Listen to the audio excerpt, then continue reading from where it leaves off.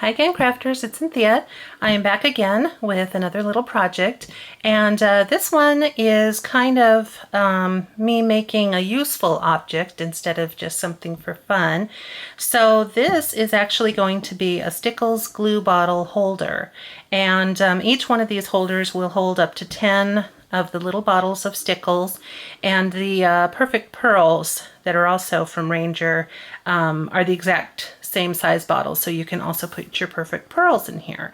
So I'm probably going to end up making more than one of these for myself because I have more than 10 bottles, but I just think this will be a neater way for me to store it without actually having to buy more storage containers.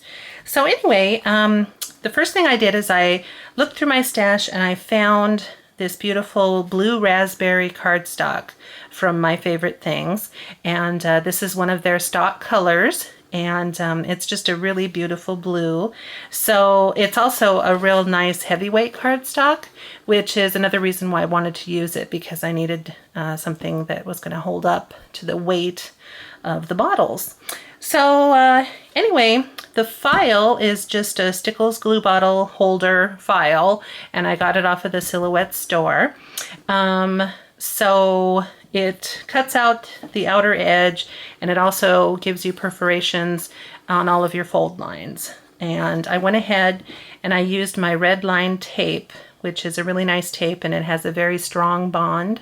So I went ahead and put some pieces down on all of the tabs. So the first thing I'm going to do is go ahead and gently fold along all of those perforated lines. And I'm not going to go too wild because I don't want to weaken it. I just want to get it moving in the right direction. All right, so now go ahead and remove the liner.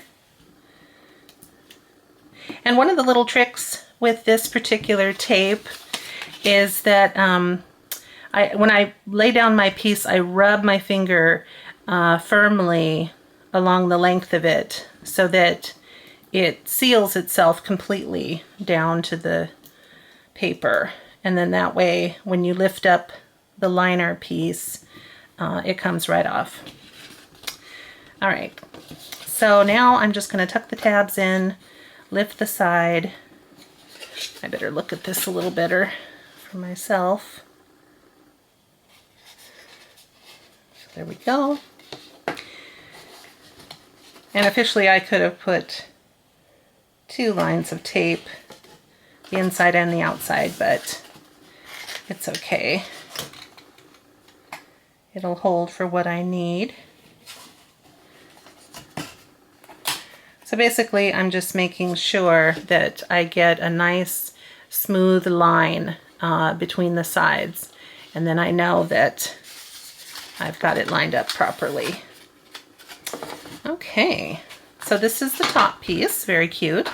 And now for the bottom piece, I believe, and you know what, I'm actually going to check it first, because my assumption is that the piece with the circles cut out is going to fit down inside this piece, but I want to confirm that theory before I do final assembly, because I want to decorate my box and I kind of need to know ahead of time. So this is the first one I've ever made, so I'm learning right along with you.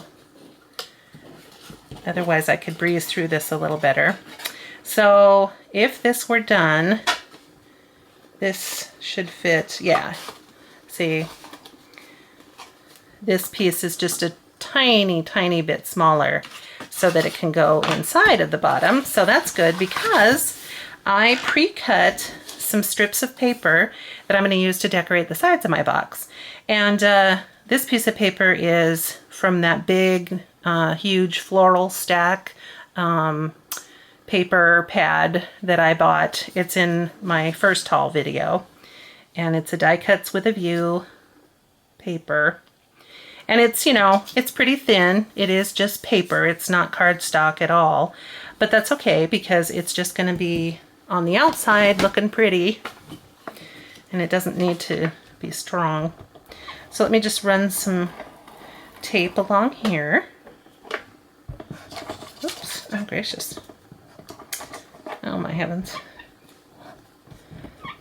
All right. Lost control briefly, but I got it. All right. Maybe I should switch. You know what? I am going to switch to my little tape runner before there's an accident. Okay. So I'm going to kind of find about the middle-ish. So this piece I just put down is 1 1/8 wide this way, and it's 6.5 inches long. And I just used 2 pieces of 8.5 by 11 cardstock to cut out the top and cut out the bottom. And I had plenty of, you know, space to do that on a single full sheet. And then I kept the scraps because I can still use the scraps for something else. All right, so switching to the tape runner. Much easier. And this little piece here is 1 1/8 wide by 3 inches long. And like I said, this is just a little something to make the box more attractive. You could do all kinds of wonderful things to personalize your box. But I just thought this was cute and easy, and I have plenty of that paper. So like I said, I'm probably going to make several of these boxes, and then they'll all match because I have lots of the blue raspberry, and I also have several 12 by 12 sheets of this floral paper, so I will not run out. And like I said, this is just something I'm making, you know, for my own craft space. So, gosh, it gets a little staticky with that. The red liner of the tape likes to stick to you. All right. So again, since I've pre-folded the edges, it's a little easier. And again, I want to keep my little corners nice and straight. Especially this one, because that other piece is going to snuggle inside. So I don't want to have cockeyed corners. And then this tape is super strong too. It's a lot stronger than the tape runner or even the ATG tape. So it's a great tape to use when you're building things like this, or making gift bags or gift boxes or things like that. I always like to use my red line tape. All right, so there is the darling little bottom, and now I'm going to snug a circular piece inside. And the nice thing is that now I've got these corners are now really strong, and they're sort of double strength. And then you can put all your stickles in here. And the one thing that's nice about this, oops, this tag is sticking up, is that you can also store them face down if you'd like to. So when some of your stickles are starting to get real low on quantity or contents, you can just store it upside down. Oh my gosh, that's perfect. Look at that.